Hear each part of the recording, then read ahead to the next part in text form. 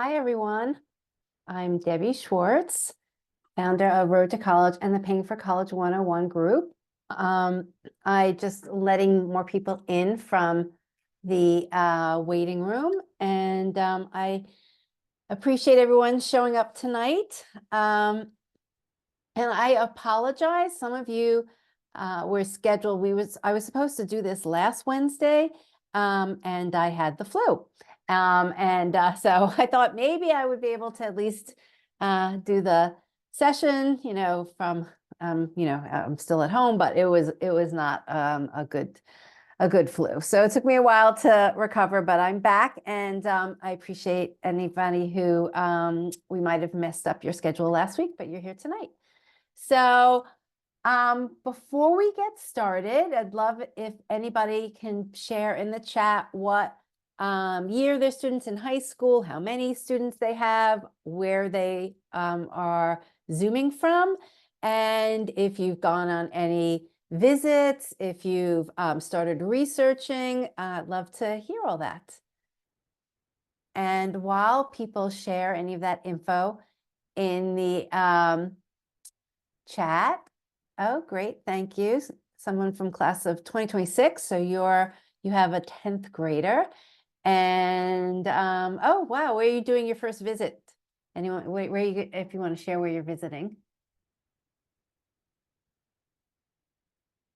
Great. 11th graders, Massachusetts, San Francisco.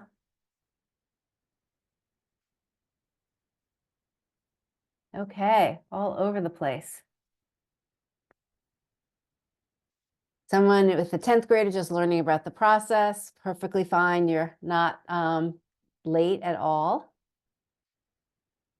Okay, well, thank you for sharing and keep it coming. A really good selection of people from lots of different places across the country. Let me just get a little housekeeping out of the way. This is technically a meeting, not a webinar. So all that means is that you could, if you wanted to, put on your video. You could, if you wanted to, unmute yourself. Sometimes people have a question. They just find it easier to ask it instead of putting it in chat. But for the most part, if you don't have a question, it would be much better if you can keep yourself muted, because otherwise we will hear the background noise. And feel free to put questions in the chat. I will glance over while I am going through my slides and see if there's any questions I can answer right away. And whatever I don't get to, I'll scroll through at the end and we'll continue to answer questions. So let me get started.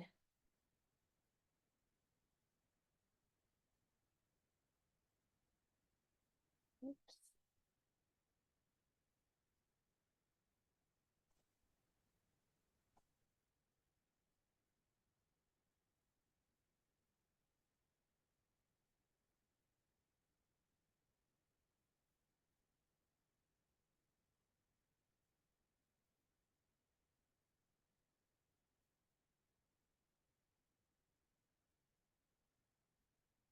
Okay, if somebody could just give a thumbs up or a comment in the chat that you can see my slides. The first slide starts with understanding merit scholarships and how to build a balanced list.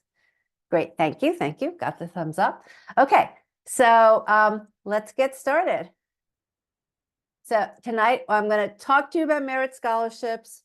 I'm going to talk to you, I realize I just forgot to make one change in here. I'm going to talk to you about your SAI, not your EFC. That's from a previous year. But we're going to talk about numbers related to doing college search, which are going to be your SAI and college budget and other numbers. We're going to talk about how to build a balanced college list. And we're also going to walk through a college search tool that we developed if you want to use it. And I'll talk about the data that's in there. And then we'll go through some Q&As.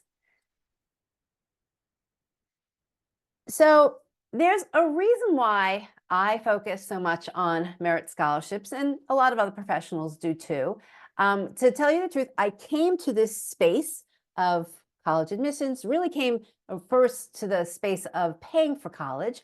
And what I quickly realized is that in order to help families pay for college, and particularly those families which hate to put these names out there, but are in no man's land, or they call them, in the donut hole, because you basically have saved money, which is good, but you probably don't have enough to pay for 4 years of college straight out.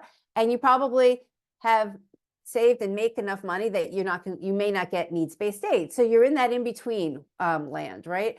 And in order to pay for college or find ways to reduce college, most of those families need to look at merit scholarships. So that's why I've always focused so much on paying for college. And then we focus on the academic side, because I come to realize that every academic decision a student and a family makes has a financial implication. So that's kind of where the two worlds come together. Pieces of academics definitely impact how much money your student will receive, which obviously impacts how you can pay for college. So all of those pieces do cross each other, and that's a lot of what we're going to talk about tonight. So when we talk about paying for college, there's really 3 major buckets that you can get your money from. The first is family contributions. Either you've been saving over the years, and we make no judgment about people who have been able to save and people who haven't, but either you have savings that you can use towards college, or sometimes families can figure out that they can cash flow part of what they need to pay for college. So that's, and I guess the third, which I didn't always put down here, is there might be, other relatives like grandparents who are willing to contribute. But basically, this is all money coming from your family. The next big pot of money is free money. And free money is made up of financial aid, which is usually based on a family's financial need. And we're going to talk about that a little later on. Another big piece of free money are merit scholarships, which is a lot of what we're going to talk about. And then, of course, private scholarships are a form of free money. And then there are government grants, which tend to go for lower income families. Again, we focus on merit scholarships because if you look at the scheme of how much money students received in the form of scholarships, the largest scholarship a student will receive will be from the college itself, if they apply to the right colleges and then choose to go to the colleges that are going to give them money. Private scholarships is a whole different animal, I want to say, or game to play. And we're actually doing a webinar the end of April about private scholarships, but it has a completely different approach about how to find them, when it's important to use them, and like the ongoing renewal process of finding them. But to me, looking for private scholarships are important, but it's secondary to making sure that you're looking for colleges that can offer your student merit scholarships. That's the number one way that the majority of students are going to reduce their costs. And then finally, if you don't have enough money from family contributions and you don't have enough money, even from free money that you're getting from college, students and families are going to have to look to borrow money. And again, we actually do webinars on student loans and the process, both federal and private student loans. But basically, you can borrow money from the government. Your student can borrow money from the government. Your student is maxed at how much they can borrow. So eventually, if you need to borrow more than what your student can, it's going to either be the parent borrowing it as a Parent Plus loan from the government, or you decide to go to private lenders. So basically, those are your 3, biggest choices of how to pay for college. What's also really important when you're figuring out how to pay for college and how to build your college lists is doing a college search that's strategic. And what do we mean by that, and why is that so important? So I've always believed that the college list is like the pivotal stage of the college admissions process, right? There's a saying we have, and it's actually at the bottom: a student can't get money from a college they didn't apply to. So if you don't have the right colleges on your students list, you may not have the outcomes that you want to have. And those outcomes are going to be in the form of what your students' final cost of college is, right? What their final cost of college is going to be determined by the colleges on the list, and then also by how much money those colleges give them. So that's why it's so important to do all this research ahead of time to make that college list as strong and balanced and maybe as comprehensive as it needs to be. Your student's only going to be accepted to the colleges that are on their list. So you need to make sure that there's, again, a range of possibilities of where they can be accepted, the reach, the target, the safeties. And ultimately, how many colleges and what types of colleges are on your student lists are also going to drive how much work it's going to take for your student to get through their applications. And that really comes in the form of essays. Actually, in April, we're going to be starting sessions to talk about the essay, why it's important, or how college admissions officers view the essay. We actually have a former dean of admissions from a college that's going to talk about it. But again, depending on the colleges that your student applies to, they may end up only doing one essay, which would be the Common App essay. But again, if they're applying to other schools, maybe schools that have scholarships, schools that have honors programs, more selective schools that have supplemental essays, they could be doing essays in any range of, from 2 to 20 or even more. We've seen students have to do. So again, what the colleges on your students' college lists are going to drive how much it costs, where your student gets in, and how much work it's going to take to go through the process. So what is merit aid or merit scholarships? I mean, I have kind of the answer on the slide, but if anybody wants to put into chat, have they seen the concept of merit scholarships being talked about, a discount? Just kind of curious if they've seen that language or read articles about it. But for good or for bad, I think merit scholarships, some people are slightly against them. Some people are for them. Yes, a coupon, so that's another good word to use it. Basically, the colleges are using their money. That's an important thing to remember.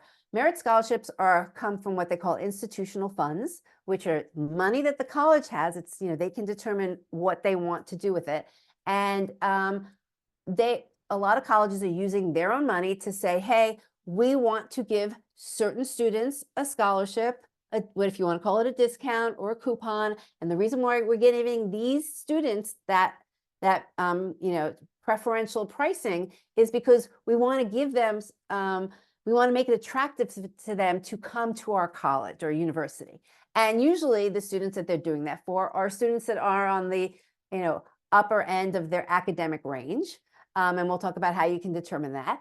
And so they want to make their schools stronger academically, or maybe there's other reasons. There might be some, other types of talent that they're trying to draw to the school. And they're saying, we're going to give you a scholarship because, you've demonstrated to us that you have these achievements, whether they're merit, academic, whether they're talent, and we want to reward you, and therefore you're getting this scholarship, which also lowers the price of the college. So we're hoping that all of this makes it attractive for you to come. And as the next bullet point says, none of this, and when they're called merit, it is not based at all on families' financial need. So they're not looking at your students, SAI, but to actually determine if they're going to give you merit scholarships. A lot of the criteria for the merit scholarship is based on usually academics, sometimes some talent related criteria.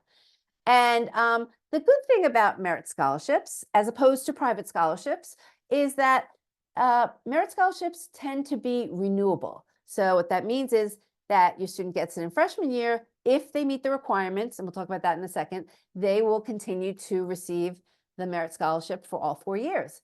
So, but what's important is a lot, not all, but a lot of merit scholarships are given to those freshmen, incoming freshmen. I only say that because people ask, what about transfer students?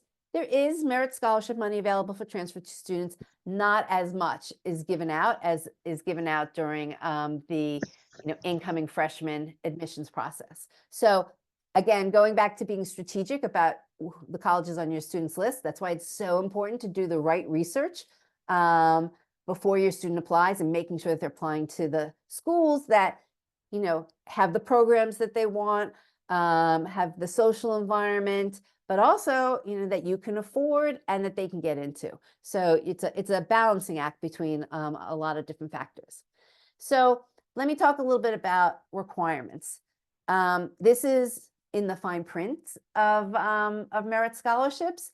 You might see it when your student is applying. It might be on some of the website pages now for colleges, but definitely if and when your student is awarded a merit scholarship, what will also come along with that award are the renewal requirements, and that is usually in the form of a minimum GPA. I bring this up because sometimes the GPA is pretty, easy and isn't something to worry about. It might be a 3.0, and most students are going to be able to get that 3.0 year after year. I have seen some merit scholarships, some colleges that do increase the GPA minimum requirement. Whether they do it to make sure that the student is really, studying, that's one possibility. Another possibility is they do it because they know that there's a certain percentage of students that might not make that requirement, and it's a way for them to control their costs. So, if the minimum requirement is a 3.5, anything higher than a 3.5, I would just have a good conversation with your student if that's the school that they end up choosing to go to, and you're relying on merit scholarships to make that school more affordable. You need to have a good conversation and make sure that your student understands what the requirement is and feels comfortable that they will be able to meet it. And I bring this up really early because, again, this probably isn't going to be part of your initial research, but it is going to be part of the decision, particularly, next year for those of you with juniors. Because the worst situation, and I've seen it with some families, is to get in where your student has accepted going to a college. You as a family can afford that college, but you can only afford it because your student's getting merit scholarships. And then in sophomore, junior year, they lose the merit scholarship. And your student is like too far in, right? To in their number of years in college. And you don't want to tell them to stop, but all of a sudden a school that was affordable becomes very expensive for that. Could be 1 or 2 years. So I just putting it on everybody's radar screen so that they can kind of remember this when the time comes that they need to look to know what those renewal requirements are. Okay, let's go on. So there are 3 types of merit scholarships. These categorizations aren't formal. They are something that, we've put together over the years as we've seen different types of scholarships. And the 3 different groupings that I talk about are automatic, competitive, and talent. And I'm going to go through examples of each of these. The other thing you're going to hear me in the next few slides that I'm talking about is it is so important to keep track of deadlines, particularly as it relates to merit scholarships. And we're going to talk about how deadlines differ for different schools. Deadlines in this whole process is important. Whether your student is applying early and whether it's early action. Some schools have early action that starts on October 15th, November 1st, November 15th. So, the college's deadlines vary, and there are, deadlines for the applications. There's deadlines for financial aid. There's deadlines for honors college applications. There's deadlines for scholarships. So I advise you to, which I'm sure a lot of you have, put together a good spreadsheet. And as soon as your student adds a college to that list that they are applying to, make sure you, or actually more likely, it's a good exercise for your student, researches all the deadlines associated with that college.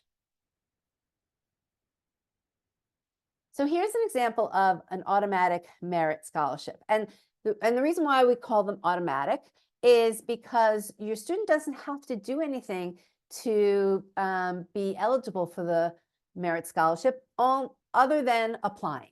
So, and most of the schools that have automatic merit scholarships usually have some sort of chart or some table that they publicly show on their website. I like to use this example from Miami University of Ohio. As you can see, I've been using it since 2020. I kind of like that, keeping track of the charts that were on the website, because once a college changes their chart, right, it's it's hard to know what it was for the year or two before. But if you start looking at the chart at the bottom right, it is from fall of 2020, which was before the pandemic. So you can see that, and a lot of colleges, and we all know this, required SAT, ACT scores then, and you can see that the breakout for getting certain scholarships was based on an ACT, SAT score range and a GPA. It was that combination. And then as you move over to the far bottom left, it's fall of 2021. We were in the middle of the pandemic. They've dropped the SAT, ACT requirements, and they're just showing the GPA breakout. And then as you move up to the top right, which is fall of 2023, and then even over to the top left, which is right now, fall of 2024, you can see that they still are keeping the test scores off of the merit scholarship charts, but that the ranges of the GPAs have changed. And you know what? This is something that the colleges tinker with every year. I'm going to go back to my statement and where I said that merit scholarships is money from the college's institutional funds. So they can make whatever decision they want. This is their own money that they're deciding to give away. And so if they decide that they're going to change the GPA ranges, they can, and most likely they are changing these ranges because they've figured out that they can attract a student with an even better GPA. That's why they went up, and the top range now starts at 4.3. So they're trying to get even stronger candidates, with that top scholarship amount. So not every school, even though I said not every school that provides automatic merit aid will have these charts. In my mind, like the colleges that provide automatic merit aid and publicly share their criteria are the stars in the world of merit scholarship, because they're basically showing you all their cards on the table. It's not a surprise, if your student applies to these colleges, what dollar amount they might receive as long as they meet their criteria. So if you can find a college that shares all of this information publicly, that's great. And pay attention to the information that they're sharing, whether it's GPA, whether it's test scores, or a combination. The other thing I wanted to point out, and this is, again, specific to Miami University, you can see this little 1 footnote next to the label that says weighted high school GPA.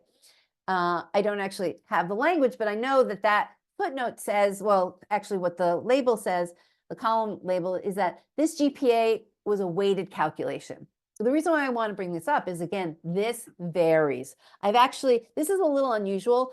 I would say the majority of the time that I see a college quote a GPA, it's an unweighted GPA. So I want to bring that out, because if you're looking at one of these charts, make sure you understand whether it's weighted or unweighted that you're looking at, and then make sure what you're comparing of your students is the same apples to apples comparison.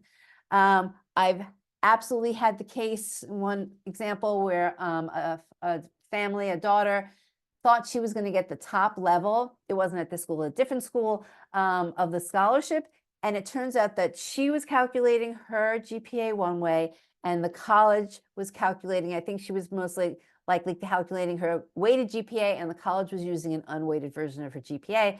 And she ended up initially being offered the second to highest scholarship level, and she was confused and disappointed. We did some financial, we appealed it. She actually got some more money, but that's just an example where, if you're not really looking at the right information, you might be expecting one thing, and what actually comes through when your student gets an offer is a different dollar amount. Okay, let's see what questions we have. Does the college use the high school A's versus A minus, or do they say what score qualifies as an A?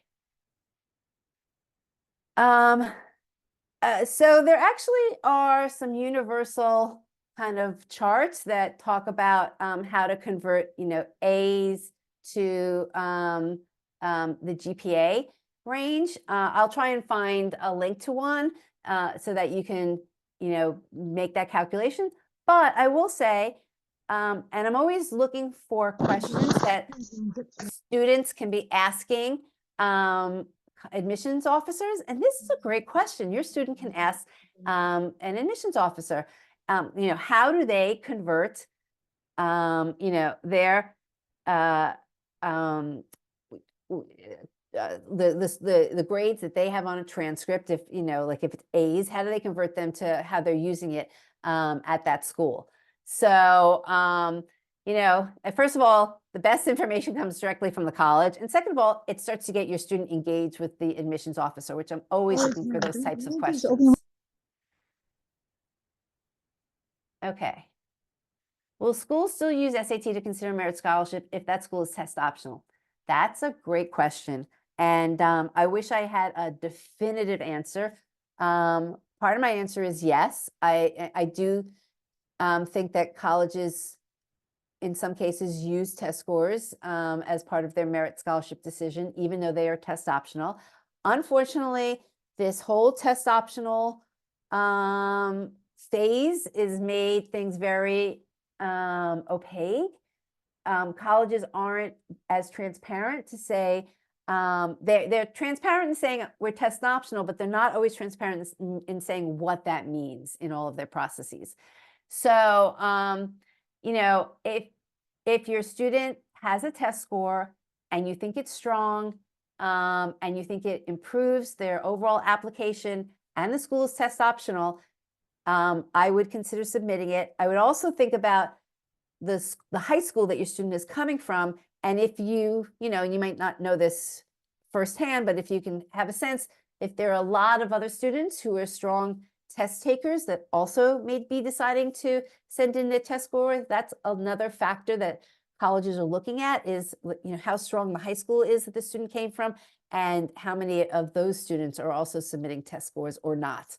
So I will tell you, and we're going to look at it a little bit later in the presentation, as part of our Road to College Insights tool, we crowdsource students' offers. And one of the questions we ask is did you submit your test score to this college? So when you look at offers, you will know that a student actually submitted their application to that school test optional, or they actually had their test scores. And at certain schools, you can kind of see a little bit of a pattern that some students with test scores might have gotten some slightly higher merit scholarships than others. I wouldn't say that we have enough information on every school to make a statistical, relationship about that, but it's just kind of eyeing the information. So that's an iffy world. I will say the flip side, there are definitely many students who are still getting merit scholarships without submitting test scores. So you have to just decide in your particular situation how this test score helps or doesn't help your student's overall application. And you know what? I am all for asking questions. I will say that this is another great question that a student can ask the admissions officer. I would straight out ask, is it important to submit my test score if I want merit scholarship? It doesn't impact it. Let's see what they have to say. Again, there's probably not a standard answer you're going to get, but it's a fair question to ask. Okay, let's move on. Competitive merit aid. What is important to know about this is that it's different than automatic, because it's not, your student's not automatically going to be considered for this merit scholarship. They're going to need to usually fill out a separate application. In some cases, even fill out separate essays.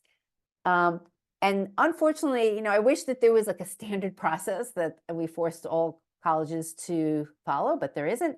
And this is another case where some colleges provide the application ahead of time, and so that there's a separate application, and it might even have different deadlines, which we'll talk about in a minute. In other cases, some colleges select students who've applied to then who've sent in applications to then apply in addition to the honors college or additional scholarships. And so in those cases, You might know that the college is offering those scholarships, but you won't know if your student is kind of in the running or eligible to even send in an application until after they've sent in their main application and they're notified.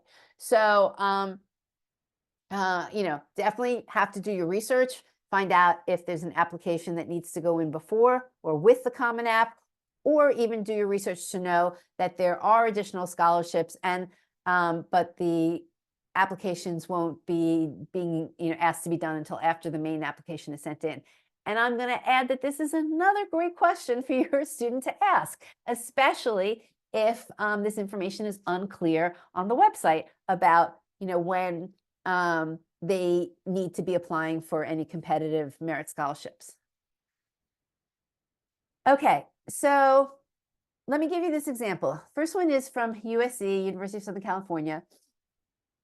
They their regular decision deadline is December 1st. They actually used to not have early action. I think they just put it in either last year or the year before, but now they have early action, and that is on November 1st. And if you want to apply to any of the USC merit scholarships, you need to have your application in by November 1st, basically as part of early action. So, this is an important deadline. If your student was interested in USC and you wanted to, they wanted to try and get merit scholarships, this is an important deadline to know that getting merit scholarships from USC, your student's application needs to be in a month earlier than regular decision.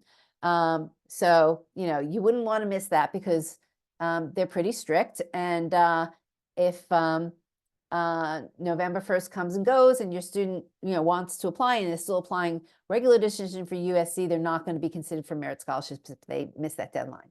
So that's one example.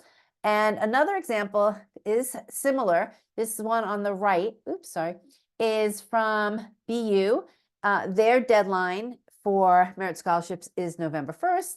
And I just kind of show here the example that they don't give details, specific details about what the criteria is that they're using to give out the merit scholarship funds, but they're kind of giving a general idea to say, students who have received merit scholarships, it's interesting, they say test scores are not required, but yet the way they're telling you about the students and their criteria is based on test scores. So, you have to wonder how much they are relying on test scores. And so sometimes there are these clues in the website about, what qualifications you need to have. Sometimes there aren't. Sometimes just the fact of a student being willing to go the extra step to fill out the scholarship application or apply to the honors program is kind of like the first thing that they're looking for, that they are willing to put in the extra effort to, apply for money. So the question, is there any downside to attempting a competitive merit scholarship if the test scores aren't 1,530 or 33? There is no downside. The only downside is that your student won't be offered the scholarship and they might have spent the time doing it. But because some of these things are so opaque about who's really getting offered the money, I say there's no downside. I would do it. Do merit scholarships tend to be weighted in favor of early action and early decision students? Another good question. There is not a straightforward answer to this. I will tell you a little bit of research that we did a few months ago when somebody else asked this question. And so what we did is we went to our crowdsourced information, again, which is the offers that families and students are sharing with us. And we looked at the early action, early decision offers and who was given merit and what schools were offering merit. And on like a general sense, what we found is the more selective a school was, and they were offering early action, they tended to not give as much merit. But kind of as you went down the scale, or I should say maybe up the scale in terms of like the increase in admission rate. So as the schools became more and more less selective and they were offering early action, they did tend to give out merit scholarship money, and in the same amount as they had given in previous years to the regular decision season. So I think that this question about, merit scholarships and applying early, it's not a black and white answer. It's going to depend a little bit on the school. I will say that a school that offers early decision, a lot of the schools that are ED, again, tend to be more of the selective schools, and which they don't even give out merit scholarships. But if a school is maybe less selective and a student is applying early decision, I would look at the crowdsourced data. I don't want to give a definitive answer, but I have seen in some cases where they don't give out merit because they basically feel your student has said, I'm coming regardless. And if they don't have to use merit scholarship money to get your student to attend, they may not. So again, that's a gray area. And the best way to see what's going on is to look at crowdsourced offers. Again, these are questions to ask the admissions officer. You may or may not get the most truthful of answers, but you might get a peek into what's going on. Okay, so actually I don't have a slide here. Somebody's asking, what about merit scholarships based on extracurricular and unusual talents? Those, slide, that's like another slide. I think I lost it. I don't know why. I should bring it back to the presentation. A lot of those merit scholarships based on talent are related to, art, theater, music. Those are the big categories. Those talent-oriented merit scholarships also tend to be looking for tryouts or auditions, or you have to send in, a portfolio. And again, all of those are deadline related. So usually, there's a deadline as to when the portfolio needs to be sent in. There's a deadline about when you need to schedule for an audition. So those are definitely, available at different schools. And again, you're going to have to be paying attention to the deadlines. So moving on now to the numbers related to merit scholarships. And I think I said earlier, two really important numbers are your SAI, which is the Student Aid Index, and your budget. Actually, it should be reversed because I think your budget is the first one that's most important, and then understanding your SAI. So out of curiosity, nobody has to tell me the number, but have families talked about what their budget is, how much they are either willing to spend for college or how much they have saved for college? Have you figured out what that number is? And then the next step would be, have you had that conversation with your student? And it's not it's not necessary, but I'm just curious if people have actually gone to the effort of figuring out what their budget is.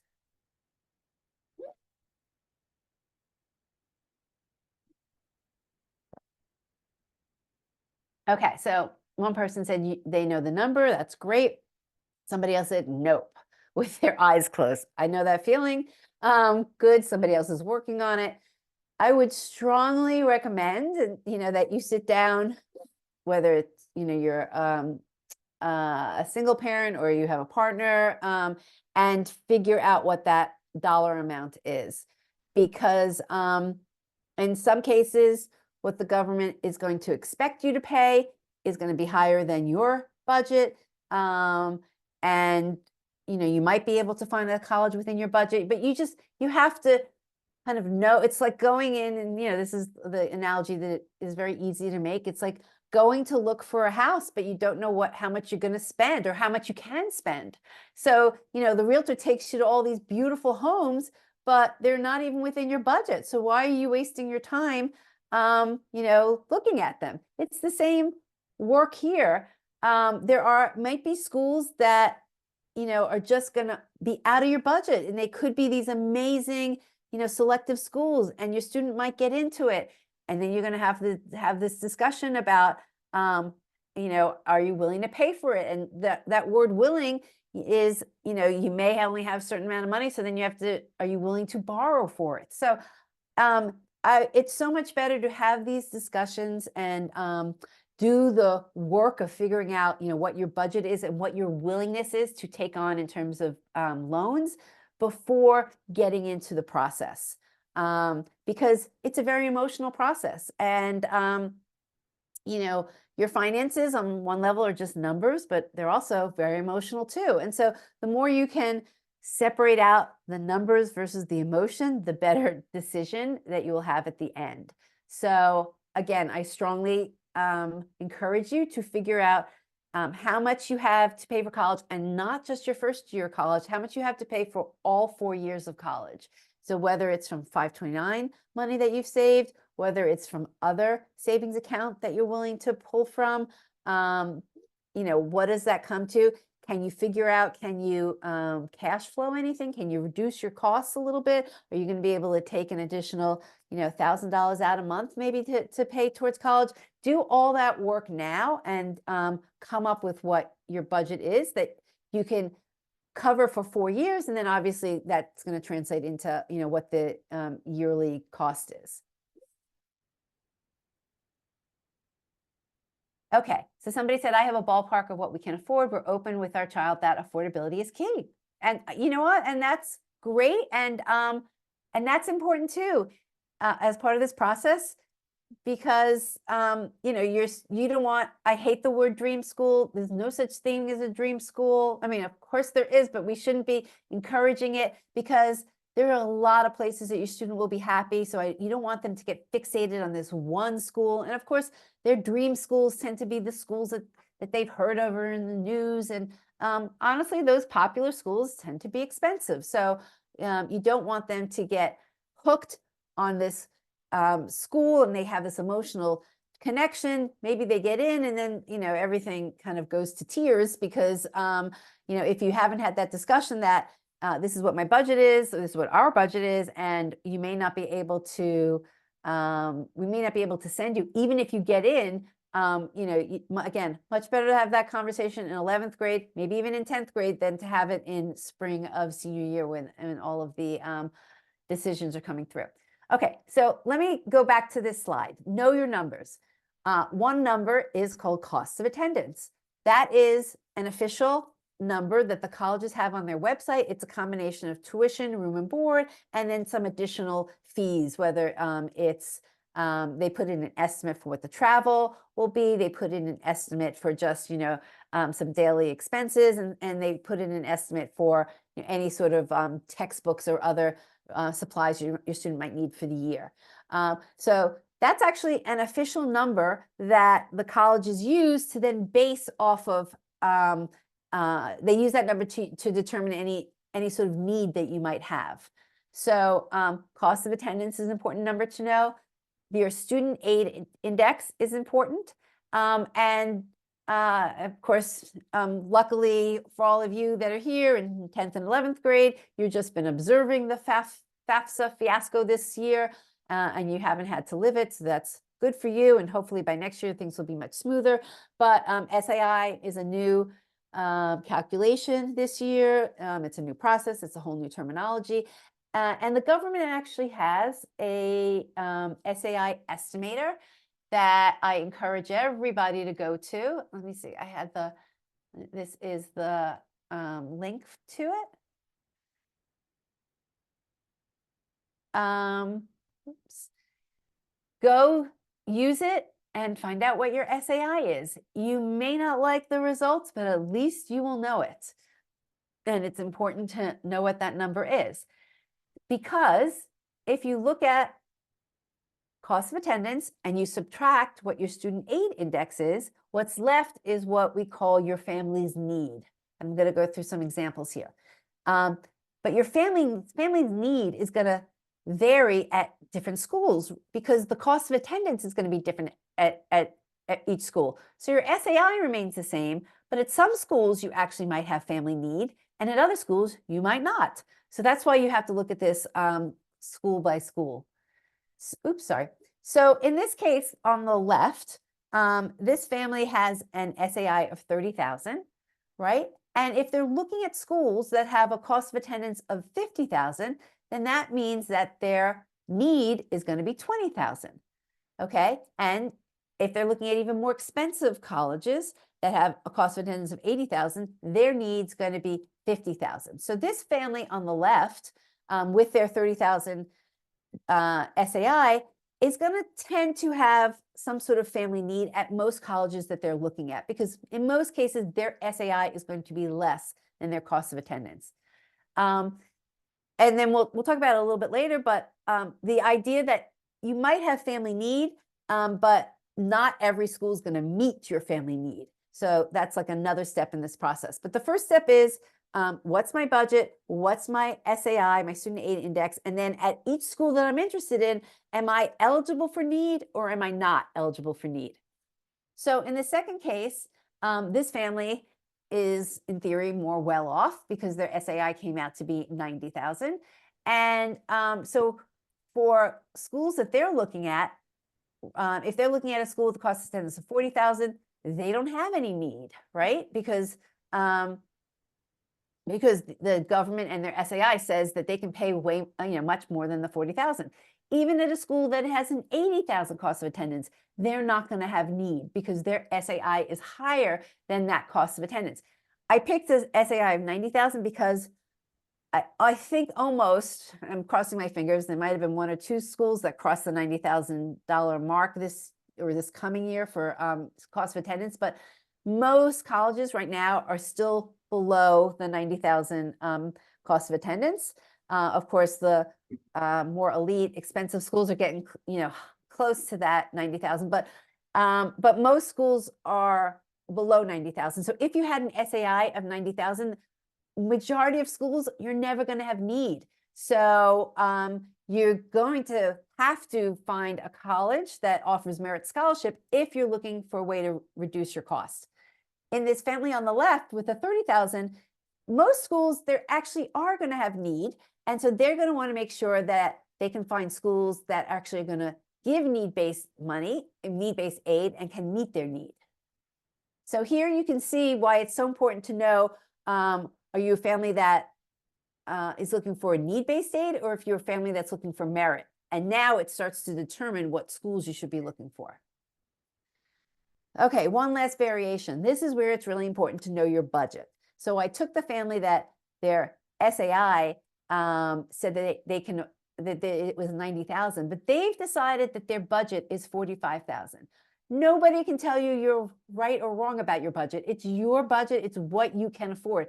We don't know what other expenses that you might have that the government is not aware of. A lot of that has to do usually with medical expenses, or maybe you're taking care of, an elderly parent. Maybe you actually have another child that, has more expenses. Anyhow, there are lots of different reasons why you cannot afford your SAI of 90,000. And another simple reason is, you don't want to pay that much. And, that's everyone's prerogative to decide what their tolerance is for how much they want to pay. So here's an example of a family that has a budget of 45,000, but their student aid index is 90,000.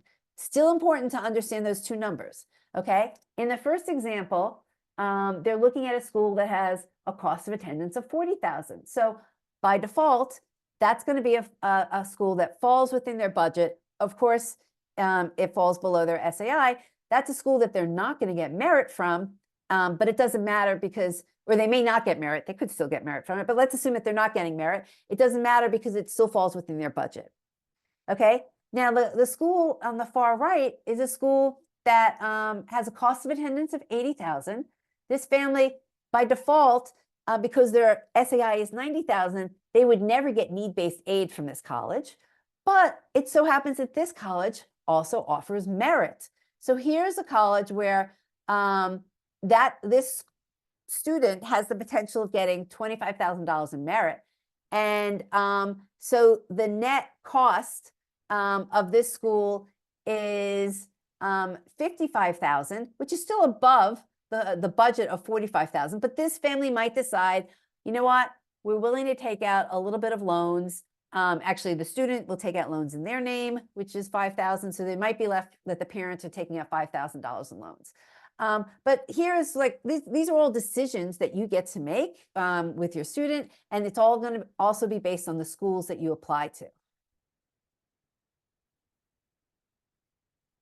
So another thing to keep in mind is that most schools are what we call need aware. So that means that when they're looking at your students' ability to get into school, get into their school, they're also looking sometimes at your ability to pay for school. There's only a really small number, a handful of schools that are truly what we call need blind. They tend to be those, again, those very elite schools, the Ivies, some of like the schools, still very selective that, are not traditional Ivies, but, are like the Dukes of the world. And those schools have such great endowments that they say, we are not going to consider whether or not a family can pay or not. We're just so focused on the student's capabilities. That's all we're going to make our decision on. And we've got enough money that we will figure out, who needs aid after the fact. And those schools are also only usually giving out need-based aid. But for the majority of colleges that are need aware, they are looking at that combination. And what you tend to see is that if your student is really strong and they're at the top end of that school's academic range, which we would say would be the 25th percentile or above, and you're a family that might have that strong SAI, then a college is going to say, hey, we want this student academically, and we know that this family has a strong financial capability. So we're going to give them a good amount of aid or merit, because we want to have that family here. The reality is, this is kind of like a sad example to share, but if a college has $40,000 to give, they might rather give $10,000 to families that can probably afford to pay, but they're just reducing the costs of coming there. They could probably give $10,000 to 4 families like that and get 4 potential students with families that can pay the tuition, as opposed to spending $40,000 on one student who might have a higher need. That is just the game of financial aid. And so, better to be aware of it as you go and navigate through this process than to, be blindsided later on. So if you have that combination of a strong student and you have, a strong financial, and you're applying to the right schools, you're probably going to be in these green areas. I have absolutely seen where, a family might, let's go further down, a family might actually have strong financials, but the student isn't as strong. They might get accepted, but they're not going to get merit because there are plenty of other students with stronger academics that the college is going to be willing to give the money to. I've also seen these other examples, kind of in the gray, where a student was not that strong academically and the family was not that strong financially, and the student got some money, but it tended to be either like in needs-based aid, or even further down here, if the student was applying and they just didn't have, they were in the range of what the school accepts, but at the lower end, and the family wasn't strong financially, they could get what's called gapped, meaning that the college gave them some money, but they didn't give them enough money to ever make the school affordable for the student. And unfortunately, I've seen that happen a lot. So let me just give this, actually, I'm going to skip this because I can't believe we're almost at the end of an hour. So so let's talk about building or tips for doing your college search. I have already mentioned this, really important to know what your SAI is. Go to the government website. Really important to know what your family budget is, because just because you have a certain SAI doesn't mean that that's the full amount of money that you want to spend. Then it's really important to know, are you looking for schools where you need to get need-based aid, or are you looking for schools where your student needs to get the merit scholarships? I'm going to quickly jump in a minute to our search tool, But it's really important also, particularly for families of, actually everyone's here, 10th grade and 11th grade, is we really recommend to cast a wide net. That's the phrase we use. Don't kind of go in and say, well, these are the 10 schools that my student is interested in, and we're going to stick to names that we know, or we're going to stick to, just certain states that we want to be in. I know that those things are important, but just for the sake of kind of being open and explore, kind of, I'm going to show you, I really recommend that families go in and just look at colleges based on where your student is strong, where your student is in that top 75th percentile or above, and the schools also give merit. Just use those two as criteria, and then start to dig in on location and size of school and that type of thing. I always recommend still to include your state school. It's probably going to be kind of like the baseline that you use to measure against, because, but depending on what state you're in, some state schools, in-state tuition might be the best that you're going to get. So you're going to want to always gauge some of the private school net cost against what your state school is going to be. We actually suggest including something what we call a leverage school. If you're ever interested in knowing, your student might be interested in, and again, just going to use Tulane an example, but Tulane's too expensive. Like, what's a school that's similar to Tulane? You can Google the college's name and peer institution. That you will get a list of the schools that, in this example, Tulane views as their peers or their competitors. And sometimes you might find a less expensive school among, what they view as their competitors. And if you do find a peer institution school that is actually more generous than the school your student wants to go to, we have definitely recommended, and some families have done it, where a student has applied to one or two other schools, which they may or may not have been willing to go to, but they knew that they could get a good offer from, a financial offer, and then we can use that during the financial aid appeal process, which is about to start now with a lot of the seniors, to go back to some schools and ask for more money, and at least show that the student has gotten a good offer from someplace else. Okay, let me stop sharing and jump to show you something else. Oops, sorry, hold on.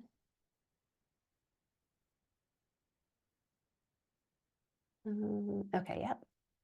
Let me share my screen again. Here we go. Okay, anybody can do a thumbs up just to make sure that they, can you see the screen that says Insights? Just want to make sure I'm sharing the correct screen. Thank you, okay. Okay, so this is College Insights, or sorry, Insights. It used to be called College Insights, now we just call it Insights. We created this tool about 3 years ago. We had a cruder version before that. And the goal was to really help families do quicker and better research on finding colleges that can offer their student merit scholarships. Again, we are so focused on making sure that people are finding affordable colleges.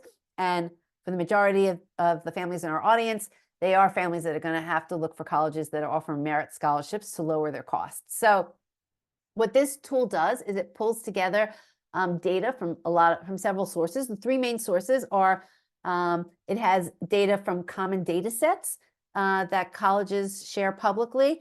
We actually license it from a company called Peterson's. It combines some information from the government, which is called IPEDS, that's the government source. And then the third source has been what I've been mentioning, crowdsourced offers, which is our proprietary data that we've been collecting for the past 5 years. So I just wanted to start here. This is the screen that you would come to if you wanted to give it a try. And I'm just going to put the URL.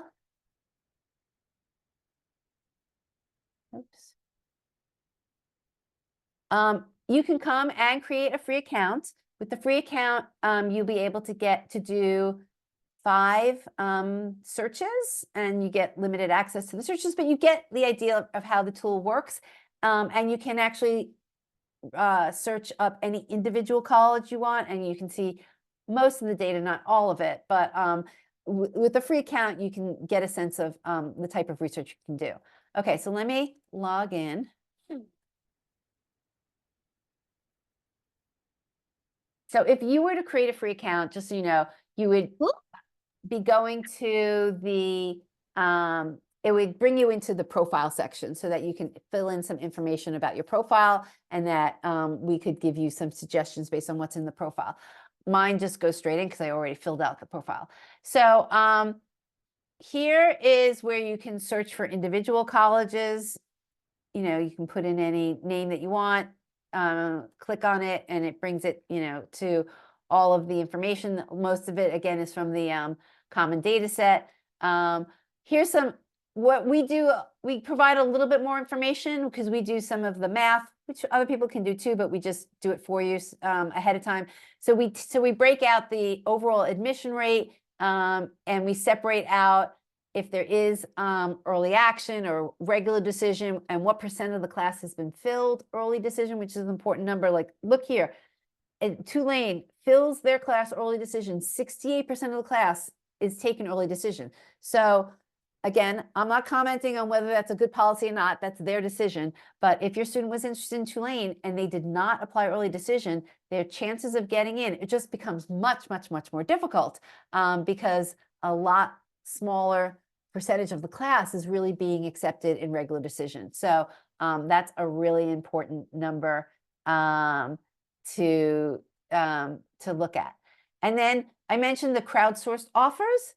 So actually we have crowdsourced offers for Tulane back to 2020. But let's look at what's come in so far. So, you know, we've got lots of different offers. You can see students are getting merit scholarships, and we have these grouped by SAI or EFC ranges, which you know, gives you a sense. You know, first of all, again, if you know your SAI, you can compare against these ranges, and you can see in this case, if a student has an SAT or an ACT score, it means that they applied with that score. And so far, at least from the people who have submitted their information, a lot of students shared their test scores. But here's an example of a student who got in and they didn't submit any SATs or ACTs. They didn't share with us whether they got merit scholarship or not. I don't know if they, you know, might still get it, but so this is some of the crowdsourced information you can look at. I had one parent share that what she did, which I thought was a really smart idea, is that she looked at the crowdsourced information, and then in her other, like her own tracking sheet that she was kind of keeping on the side, is that she put in, she compared, you know, against her SAI range, and then picked the lowest amount that she saw that was in the crowdsourced offers and the highest amount of merit, just to kind of give the range. So I thought that was a smart thing to do. Okay, let me show you the power search.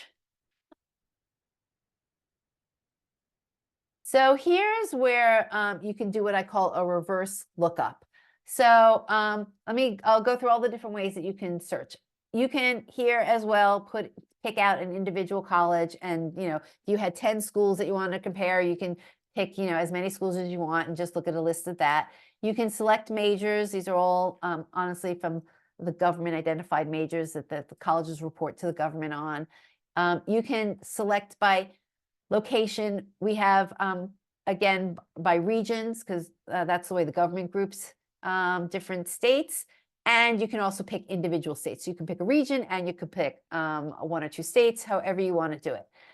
And then down the left here, we have some interesting filters. One is you can filter purely by cost of attendance. That's going to be the, you know, what you would call the sticker price. But, and I recommend, because I think it gets a little wonky, to maybe do this one at a time. meaning I'm not, I mean, you can obviously click multiple outstate, in-state, but it might sort a little strange, but let's just stick with private. So let's say I want to look at, private colleges that have a cost of attendance of 30,000 to 60,000. Okay, so these are my results, and then I can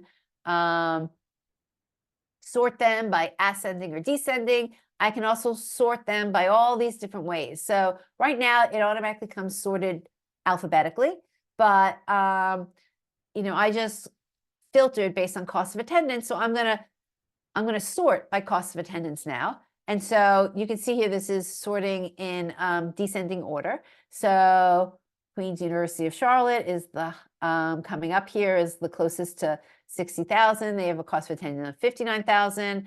And you can go through all these different schools. You can again sort this list in a different way. Let's sort it by 75th percentile SATs. So now it's showing me, yep, schools with in descending order what their 75th percentile SAT is. So if I want to compare my students' SAT, but I'll show you a different way of doing that. Let's sort this by it could be overall admit rate. So this is sorting by descending. Let's sort by ascending. So this is a nursing school, so it has a pretty low admit rate. But you can, again, search and do all these different sorts by the different criteria. So that's one way, okay? But the one I like to tell people to do the most is by test score and GPA. So let's look at SAT scores that are between, let's say, 1,200 to 1,300. And you have these three different options of how you can search. You can compare the average SAT, that a school has compared to this range. Or you can say, show me the schools where a 1,200 to 1,300 is the 75th percentile or above, which is what you want to look at, particularly if you want to find places where your student can get merit scholarships. So now this is a list of schools where the 75th percentile and above is a 1,200 to 1,300 SAT. And now I'm gonna, and actually I could also add to this average merit award. I can say, okay, now show me where the average merit award is between 10 and 50,000. So we have two options here. School reported means that this is the information that comes from the common data set that the school is sharing. Or you can do, and I saw a question about the common data set, which I'll answer in a second. Or you can do crowdsourced from families. So that is going to look at all the information that we've crowdsourced from families and say, who got a merit award that was between 10 and 50,000. But let's stick with the school reported information right now. So again, this is a list of schools that were where the 1,200 to 1,300 SAT score is in the 75th percentile or above, and the schools offering merit scholarship of $10,000 to $50,000. Then I can sort by average merit aid. Okay, so looks like Susquehanna is giving the most in this category, in this grouping of $36,000 of merit aid. Then you've got Kalamazoo, Washington and Jefferson, Georgetown College. So you can see that, maybe some of these schools are familiar to some of you, maybe they aren't, but these are schools, if your student had that test score range, that are offering merit scholarships where your student has a good chance of getting them. And there's 139 of them, so you could start to kind of filter through, and then you can save these colleges by clicking on the plus. You can create lots of different lists. You can make any names that you want, so you can create a new list to add them to it. These are all different name lists that I've created. You can add them to an existing list. If you want to save all of these colleges at once, you can click here and save all of them. There's one other thing I want to show, and then I'll go to questions. So once you have different lists, then you go to the section that says My Lists, and you can pull up here. Let's just say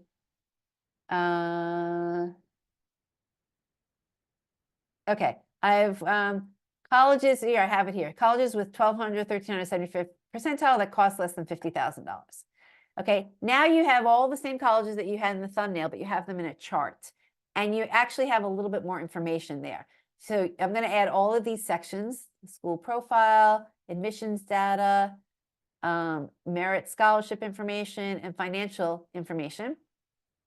And I have this big table, which I can now go through all of these columns. I can sort the columns in whatever order I want, but it's just a different view because lots of people have different ways that they like to look at information. This is a little bit more data intensive, but if you're comfortable with that, you have it. I like to create lists and then bring them here and look at them in this table format. And then what I would usually do is, like, for example, I might look at the admission data, which of these schools have early decision, which of them have early action, which of them have, are filling their admissions class. And I'm going to talk to you a little bit more about the data. And then another important column here is freshmen without need who receive merit, and then what the average merit award is. So let's okay. So this is a school, honestly, I'm not that familiar with, Quincy University. They are saying that 117%, and I'll tell you why that number is the way it is, of freshmen that didn't have need got merit. Basically, 100% of the students who didn't have need, they're giving merit to, and they're giving a $24,000 or $25,000 worth of merit. In some cases, you might see these numbers that are over 100%. Isn't that wrong? Like, of course, it's wrong, but, well, yes, it is and it isn't. The reason why some of these numbers might calculate out to be more than 100% is that the numbers are self-reported from the colleges through their common data set. You will find that just because the common data set is sitting on the college's website, it doesn't, and their numbers are there, it doesn't mean that everything is always 100% accurate. A lot of times we're not going to know whether it is accurate or not. That was actually part of the scandal with Columbia's common data set. But it's the only thing we've got. Nobody polices what colleges put in the common data set. It's only if somebody starts to question. In this case, we do calculations to determine this information. So this field, freshmen without need receiving merit, is not a specific field in the common data set, but the common data set has all the raw information to calculate this field. And so that's what we do. We calculate this field, and in some cases, the raw numbers are probably inaccurate, but it's the only numbers that the colleges has offered. So that's why you might see some percentages above 100. It's not that we made a mistake with the math. It's just that the underlying raw numbers may not have been as accurate that the college reported. Okay, so let me get to some questions. Somebody's asking, when is the 2023-2024 common data set usually released by colleges? Great question. It is starting to be released now. So just if you want to understand the numbers or the date ranges, so the 2023-2024 common data set means that it's data from students that enrolled in the fall of 2023. If they were enrolling in the fall of 2023, and so the admissions information is based on the admissions data from when they applied, which was 2022 to 2023. So just kind of, sometimes it's a little mind twisting to think of the years, but so colleges can't collect any of the data that they need from the common data set until that class enrolls in the fall, right? So that class enrolled this past fall, 2023, it takes several months for the college to actually pull all the data together because, you know, if anybody has looked at a common data set, there are several hundred fields in there. So it takes, and there's a whole office that's devoted to institutional research that works on this and a lot of other data related projects. And so it's just about now that some colleges, not all, some colleges are sharing their common data set on their websites. To tell you the truth, we do not get the full set of common data set information until July. And most, because the company who we license and from Peterson's has to gather it from everybody before they share it. So most college search sites will not update their data until the summer because we're all waiting for to have the full set of common data set information to do the update. Otherwise, there's some schools that's going to have, you know, the most current common data set information. Some schools that are going to have a year's old common data set. And so you're not going to know, and it's going to be harder to communicate. So, so I would rather that everybody compares on an apples to apples basis because, I mean, honestly, what we've seen from year to year, the relevance from one college to the next, like if one college was generous or gave out, you know, a certain amount of merit scholarships, they're usually going to give out a similar amount the following year. Like they don't change that much year to year. They might change over 5 or 6 years, but year to year, a lot of these numbers aren't changing that much, except obviously in the admissions numbers. But again, you have to have a full, you need to compare apples and apples across all the colleges to be doing the best research that you can. So, so somebody said, okay, whoops, let me scroll back a little bit.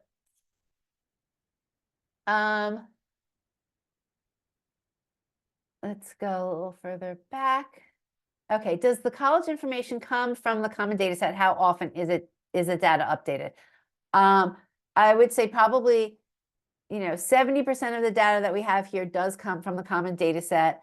Again, honestly, as I just explained, common data set information, first of all, is only updated once a year. And most websites make that update in the summertime. Because again, we're waiting for all of the colleges to share their common data set so that we can kind of gather it in one bulk. With test scores being optional now, will schools show up on the list if you filter by test scores? Yes. Even though schools are test optional, they are still accepting students with test scores and they are still sharing what their test score ranges are. So,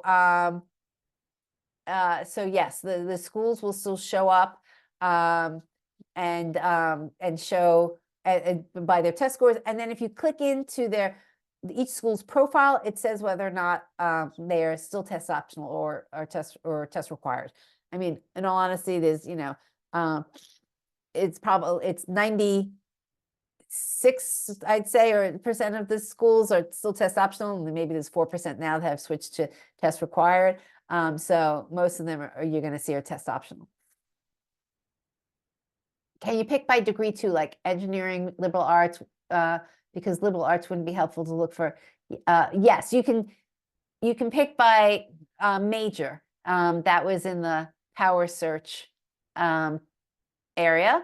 You can do all of these. You can do any combination of these filters, and you can add the ones above by different majors. So yes, you can do that.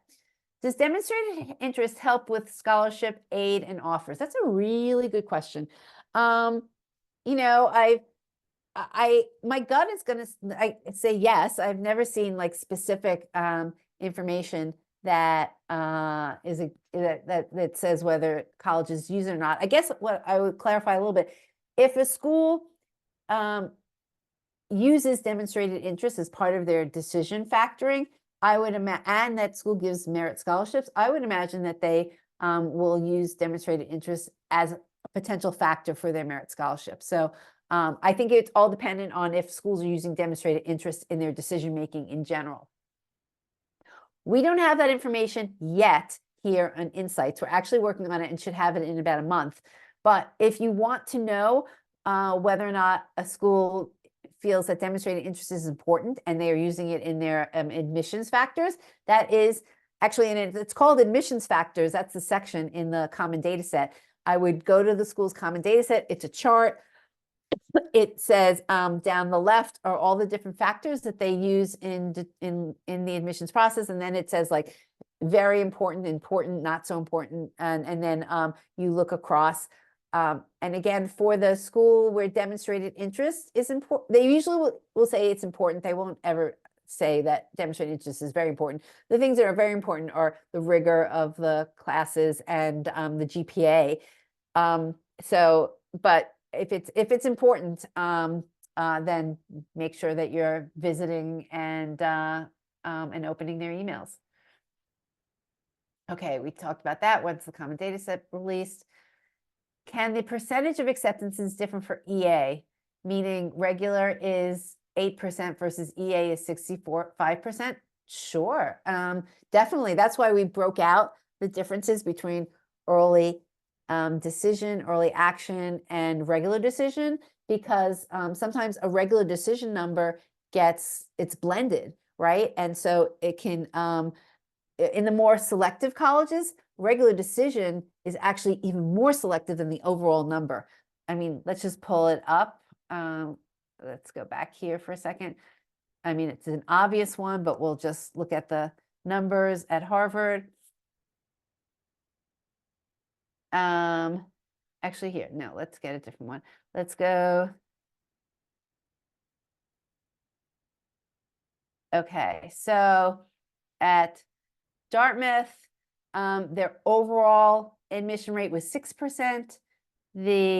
Oh, you know what? I have to, sorry guys, because Dartmouth does not have early admission, they have early decision. It looks like this got put into the wrong column. I will fix this as soon as we get off.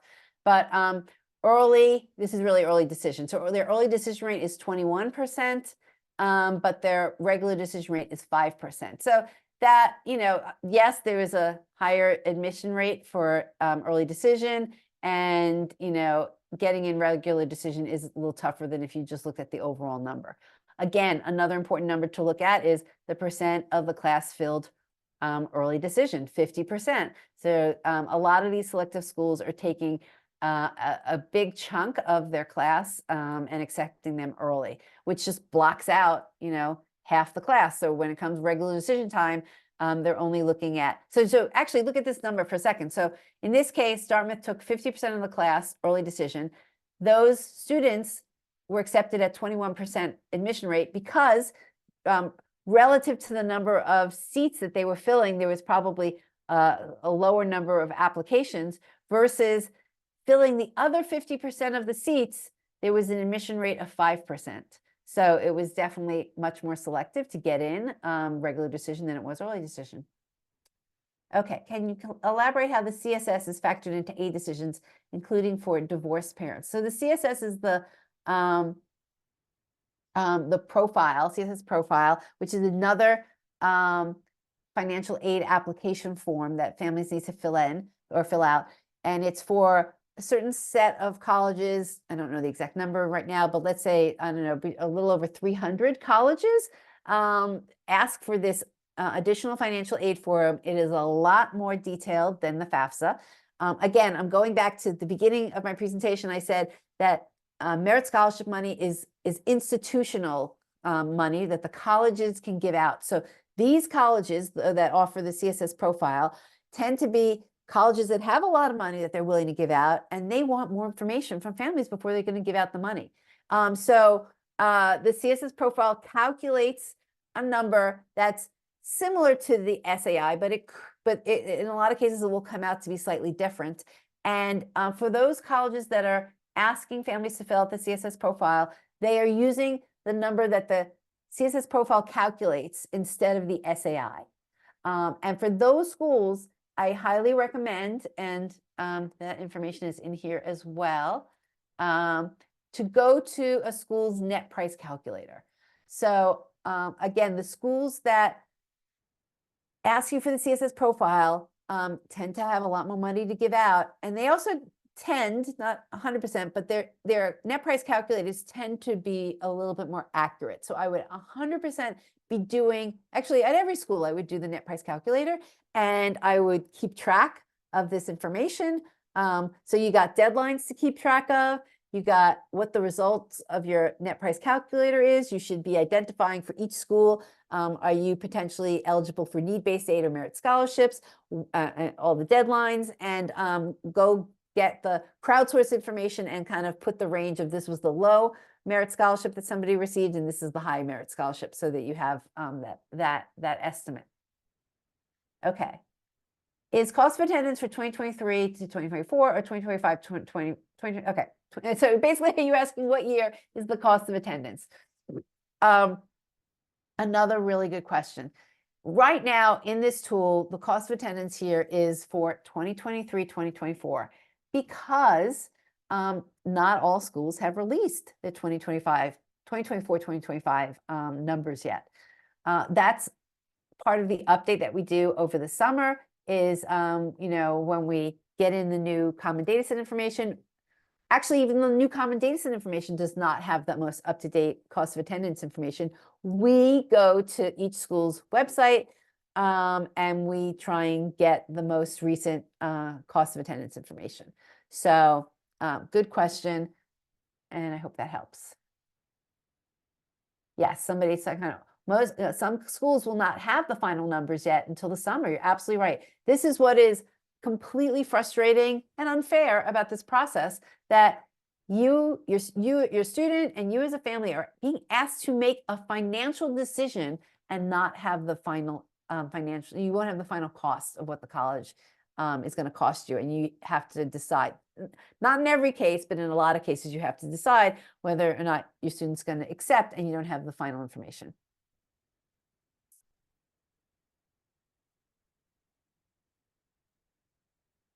So didn't CSS profile change their definition of custodial parent in 2024, and does it affect your database?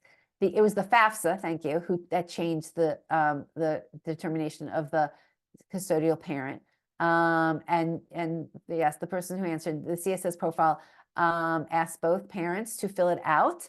There's a few schools that have what they call the non-custodial exemption, that you can tell a college, that for whatever reason you can't get your ex to fill out the form. They might exempt your student, but not always. So, so that's something you can look into, but let's hope you don't have to get to that point.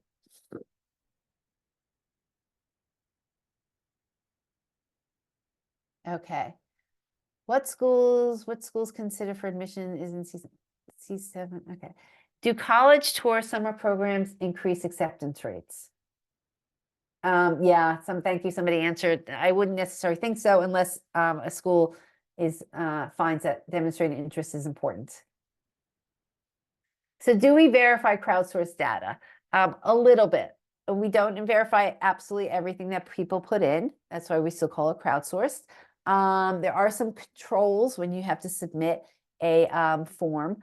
So, in terms of, you can't put in an unweighted GPA that's 5.7. It's so we validate some fields, and we do, I would say, do a quick look at the data, and if something seems out of whack, we will reach out to somebody. So for example, there have definitely been times where people have put in that their student received a merit scholarship award of $150,000. I'm like, well, that is pretty amazing. But what that person did was that they gave the 4-year dollar amount instead of the yearly amount, which is what we ask for. So if we see something that is like out of whack, we will reach out and try and clear it up.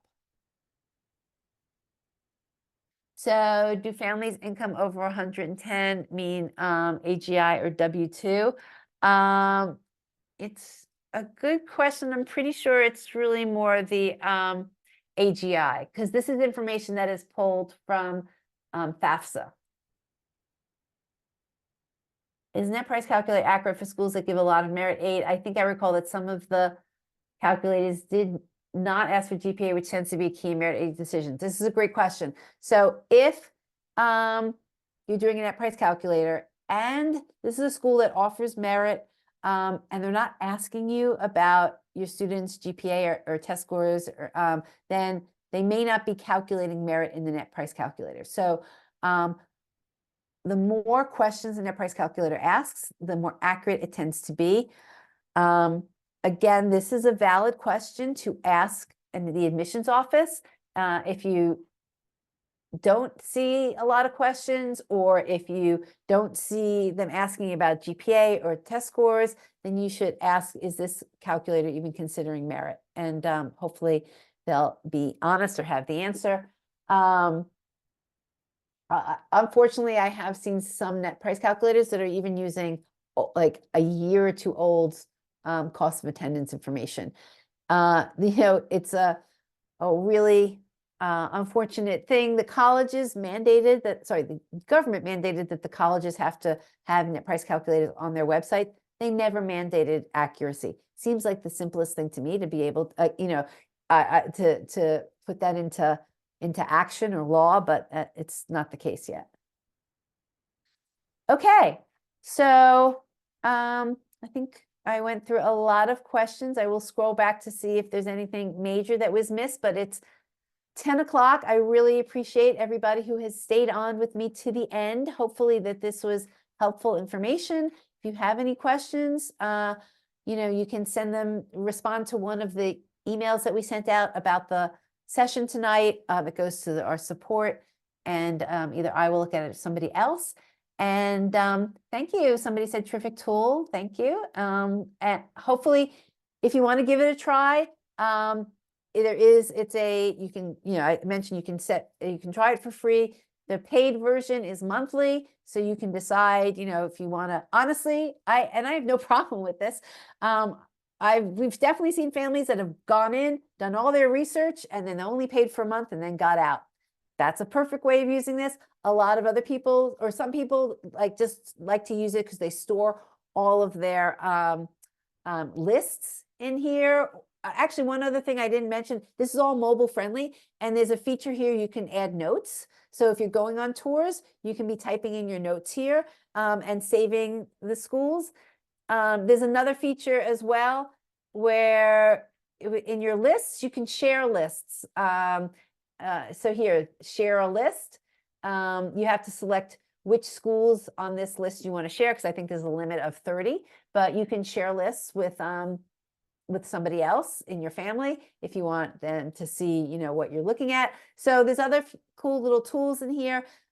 Some people, again, use it kind of as their kind of like filing system, and they're keeping a lot of information here. Other people use it just for quick research, and then they're in and out. Completely up to you. Hopefully it just helps you do better research, do it faster, and make a better decision. Okay, thanks everyone. Good night, and reach out if you have any questions. The session was recorded and it will be sent out tomorrow. Take care. Bye.